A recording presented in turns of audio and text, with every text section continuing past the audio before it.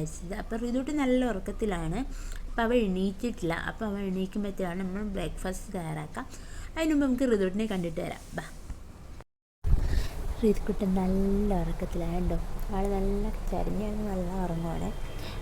ഇപ്പം ഞാൻ പാമ്പേഴ്സൊന്നും ഇടാറില്ല രാത്രി. അപ്പം നല്ല സുഖത്തേക്ക് കിടന്നുറങ്ങും. പാമ്പേഴ്സ് ഇട്ടാൽ ഭയങ്കര ഇറിറ്റേഷൻ കാരണം അവൻ പെട്ടെന്ന് എണീക്കും. അപ്പം ഇപ്പം നല്ല സുഖത്തിൽ ഉറക്കത്തില്ല. അപ്പോൾ അവൻ ബ്രേക്ക്ഫാസ്റ്റ് തയ്യാറാക്കാം നമുക്ക്.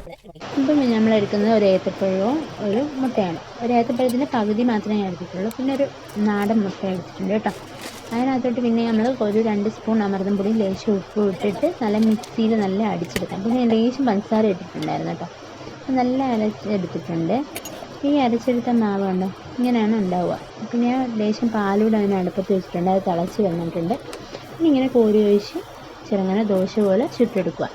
നമുക്ക് മൊത്തം ചുട്ടെടുത്തിട്ട് കാണാം. അങ്ങനെ നമ്മൾ മൊത്തം ചുട്ടെടുത്തിട്ടുണ്ട്. പാലും എടുത്ത് വെച്ചിട്ടുണ്ട്. അപ്പോഴത്തേനും ഋതു എണീറ്റു. രാവിലെ ഋതുട്ട് എണീച്ചിട്ടുണ്ട്. ലേശം നോക്കാം ഒരു ബിസ്ക്കറ്റൊക്കെ കയ്യിൽ വെച്ചിട്ടുകൊണ്ടാണ് രാവിലെ എണീച്ച് വന്നിരിക്കുന്നത്. അയ്യോ അത് കളഞ്ഞിട്ടുമുണ്ട് കേട്ടോ. ഇനി നമുക്ക് ഋതുട്ടിൻ്റെ മുഖമൊക്കെ ഒന്ന് മുഖമൊക്കെ കഴുകി പാപ്പം കഴിക്കാൻ പോവുകയാണ് കേട്ടോ. അപ്പം ഞങ്ങളുടെ പാപ്പം ഞങ്ങളെടുക്കാം. ഇവിടെ ഞാൻ കൊണ്ട് വെച്ചിട്ടുണ്ട് പാപ്പം. ഇനി ഋതുട്ടിനൊരു പാത്രത്തിൽ ഞാൻ കൊടുക്കും. എന്നിട്ട് ഞാൻ അവന് വാരി കൊടുക്കും. അങ്ങനെ ശരിയാവുള്ളൂ. അപ്പം നമുക്ക് ഋതുട്ടിനെ വരച്ചിട്ട് പാപ്പം കൊടുക്കാം.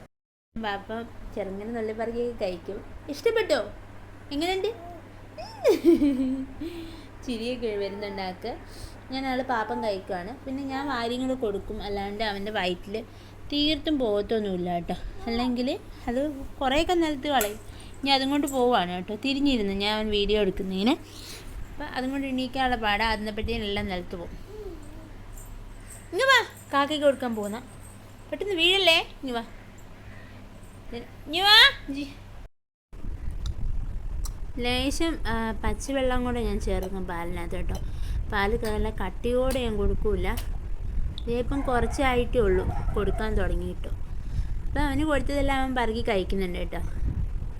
ഇപ്പം കുറച്ച് ദിവസം കൊണ്ടാണ് ഇങ്ങനെ പറക്കി കഴിക്കുകയൊക്കെ ചെയ്യുന്നത്. അവനിപ്പോൾ എല്ലാം വാരി കളയുമായിരുന്നു.